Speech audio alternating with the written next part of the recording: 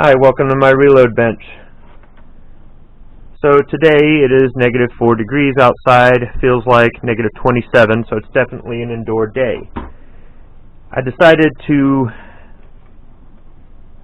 stay inside and do a reload video today. I'm going to be going over the Lee Auto Bench Prime. So I was inspired to do the video by 3 people. Travis P11, who's getting into reloading this year, and he's been asking me different questions about different aspects of reloading, and including how to prime brass. And Johnny Sprague, who's from Ohio, I met him at the Pittsburgh 2A rally this year, and he said he might be getting into reloading, so hopefully, Johnny, you might be able to find this somewhat useful. And Tread, who commented on my video before where I was talking about my new Frontier Armory pistol caliber carbine lowers. This one I'm going to assemble into 40 Smith & Wesson, and the other one is a 45 ACP, but it can also be assembled in a 10mm auto. And I was talking about the fact that I can use the same reload stuff for 40 Smith & Wesson and for 10mm auto. They use the same dies, they use the same bullets, and I thought they used the same primer, but that's not actually true. Tread corrected me on that, and I do appreciate that. I do not like to give out bad information in my videos. The 40 Smith & Wesson and the 10mm auto have the same diameter. The 10mm is slightly longer, but the 10mm uses a large pistol primer, and the 40 Smith & Wesson uses a small pistol primer. So, because of that, I decided I might just go ahead and incorporate all this into the video and show how to prime 40 Smith & Wesson and 10mm brass with the Lee Auto Bench Prime. So before I show how to prime the brass, I'm going to just do a quick tutorial on how to deprime the brass.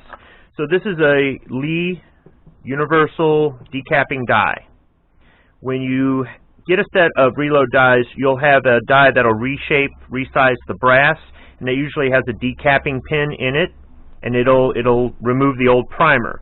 But if you want to do, say you don't have that particular, you want to remove a primer from a piece of brass that you don't have a set of reload dies for, or you want to do a bunch of bulk decapping and you don't want to be switching back and forth, the universal decapping die fits pretty much anything, pistol, rifle, you know, until you start getting into the really big stuff. So it really comes in handy for that. So I went ahead and I put it into this Lee breech lock reloader press.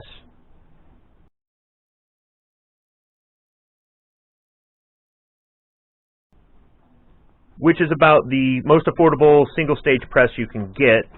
And I use it for quick work like decapping, or I use it for case trimming, and on occasion I'll put a die in there to do a reload function, but it comes in real handy.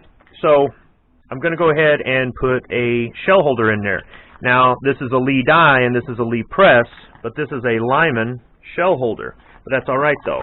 So this is the X15 shell holder, and on the back you can see it fits 40 Smith & Wesson and 10mm auto. Now, not all brands put what caliber their shell holder fits. You may have to consult a chart. You can find those online or on the manufacturer's website. But shell holders are interchangeable. Dies are threaded. This is a 7/8 thread. They're interchangeable between manufacturers. So you don't necessarily have to have all the same. This can be a Lee press with a Hornady die and a Lyman shell holder. That's one of the really good things about reloading, is how many things are interchangeable. Now there are some things that are proprietary, but that's for another video. So anyhow, I put the shell holder in the ram. I take a piece of 40 Smith & Wesson brass, and there's a rim right here, and I just slide it into the groove there, and it stays in place. There's a pin down there. You really can't see it too well from the camera angle, and I just raise the ram, and you'll hear the primer pop out, and I've got a bucket down below for it to fall into. And there you go. So now the primer's been removed. It's been deprimed. I'll try to show it from another angle. You can see there is the decapping pin, I raise the RAM.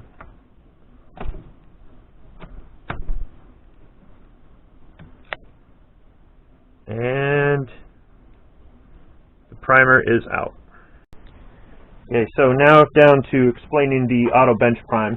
So the auto bench prime comes in a box. It's got the main body of the tool. It comes with a tray for primers. It's got 3 positions here. Lock keeps it from opening. Open allows you to open and fill it or empty it.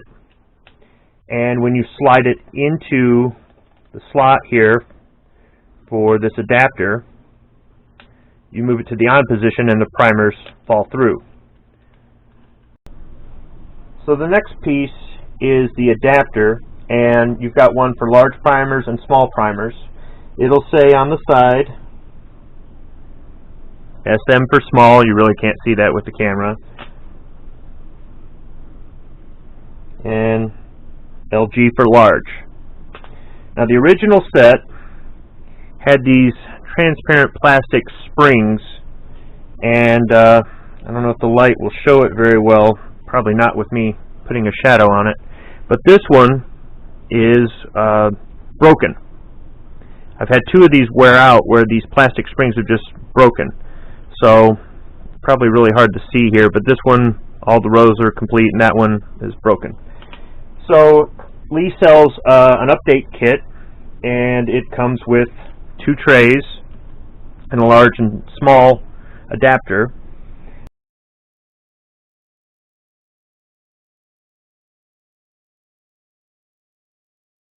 This is out of the update kit, and I don't see the same plastic spring system, so hopefully you don't end up with one of the older ones, but if you do, it's fairly inexpensive to get replacement parts.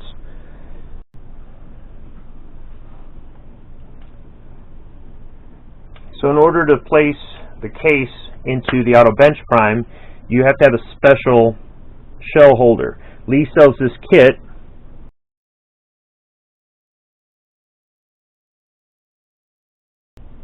with the shell holders that you need for the auto bench prime and some of the other off-press priming systems. Inside are different shell holders, and on the back there is a chart that tells you which shell holder works with which caliber. Now the difference between this shell holder and this shell holder, this one will not fit in presses, and this one will not work in the off-press primer. If you look at them up close, you can see this one has a groove cut into it to fit into pretty much any kind of press, and this one does not. So whether you get a hand primer or you get the auto bench prime from Lee, if you want to do off-press priming, there's that additional cost involved. So let's get this all together.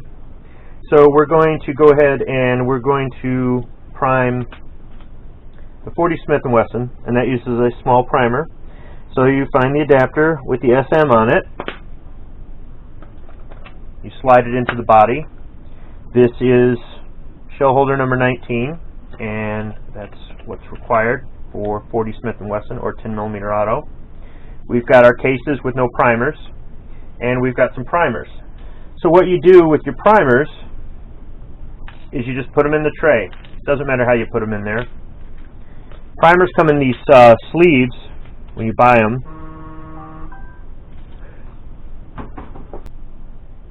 So that was Hawaii Volcano Squad texting me that you heard, my phone, so I got rid of that. Let's go back to this. So here's some primers, and like I was saying, you buy them, they come in a sleeve, and they're in rows like this. Just dump them in there like that. That's all you got to do. You see some are right side up, some are upside down. Right side up, the primer is going to be facing outward so that when it engages the primer pocket, it just seats right in there. So instead of having to go in there and flip each one or get tweezers, just shake it like you're panning for gold. There you go. That's all you got to do. You go ahead and you put it in the lock position. And in the lock position, they shouldn't fall out. If they do, it's time for a new pan. You go ahead and you slide it into the adapter. Take your case and you slide it into the shell holder. Now I'm going to go ahead and cycle this a couple times. What will happen is, as a matter of fact, why don't I turn this so you can see it a little bit better. What will happen is you switch it to the on position and they'll fall through, but the first time you cycle it, you may not necessarily get a primer. You can see there's a little rammer that'll pop the primer in. When I release this, a primer should drop down in. And you see there's a primer, just comes right out. So now we're ready to go. You don't have to do that. All you have to do is put the case in and just push the arm until you feel resistance. So you slide that in, and there's just a little bit of resistance, and that's it. Just a little bit of pressure, and there you go. Just make sure that it's flush, it's seated, and you're good to go. So we'll go ahead and just prime some 40 Smith & Wesson. Now that one didn't seat all the way, so I'm going to put that off to the side. Good to go.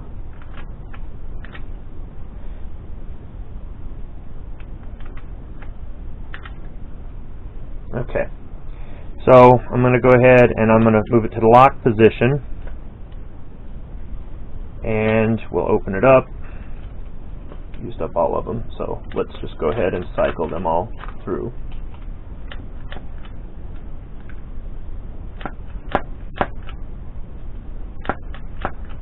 That's everything that's left in there. So what do we do with this one where I limp wristed it, I guess, a little bit? That one is a little bit bent, so we can go ahead and use the universal decapping die and remove this so that we don't use it. I could try to jam it in there and push on it with the ram, but it's just not going to work. If you push too hard, you will break all this stuff. You may even damage the case. It isn't worth it. So now we're going to show how to use the large primer adapter. So this is just like before. You push down, this is spring loaded, you slide out the shell holder, and you make a mess. There were still more small pistol primers in there. So take out the small adapter. I'll go ahead and put these primers back in here.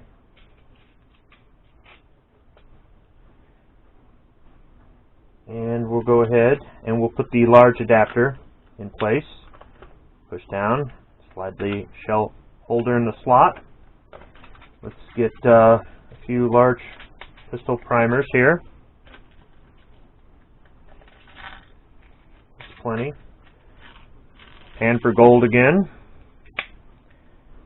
Put it in the lock position. Slide it in. And we've got 3 10mm cases with Butterfingers.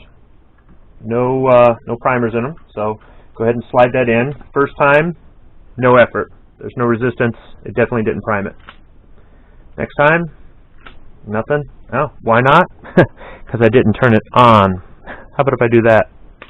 There we go. Okay. No resistance. There's resistance. And I didn't seat that one all the way either. I guess I'm being a little delicate with it because I don't want to tear it up. Let's give it a little bit more oomph. There we go. And once again. Okay.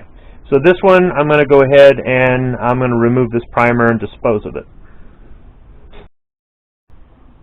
So I'll go ahead and show the decapping process again. Now with the primer sticking out, I may not be able to get it in the groove. Well, it fit. But if it didn't, I would literally just set it on top of the shell holder and hold it in place and get it going up into the ram. Since it will slide into the groove though, let's do it the right way and get rid of that. There you go. So there you have it, the Lee Auto Bench Prime. It's one of the ways I've got to prime brass.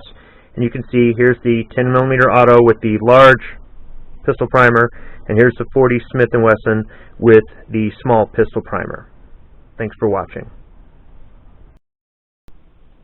One last thing about the Auto Bench Prime. It can be mounted to a hard surface, or you can do like what I did. I just took a 2x8 and I just traced the holes. I drilled, I countersunk, and I used flathead Phillips machine screws. I just measured it and made sure I had enough clearance to get through the body and have some threads sticking up. And I just used a washer with a nylon lock nut on either side, and that holds it nice and steady. I decided to just put it on a block of wood so I can move it around wherever I need it, but you can mount this to your workbench or however you like to configure your presses and any of your other accessories. It's the same thing like with the outer measure. I decided to mount it to a block of plastic. The shell holders come in a box, and all I did was use clear RTV silicone to attach this to the front of the block that this rides on, so everything's right there where I need it, and I can just move it to wherever I need. So thank you for watching. I know it's another long video, but I wanted to go over a lot of different things regarding priming with this tool.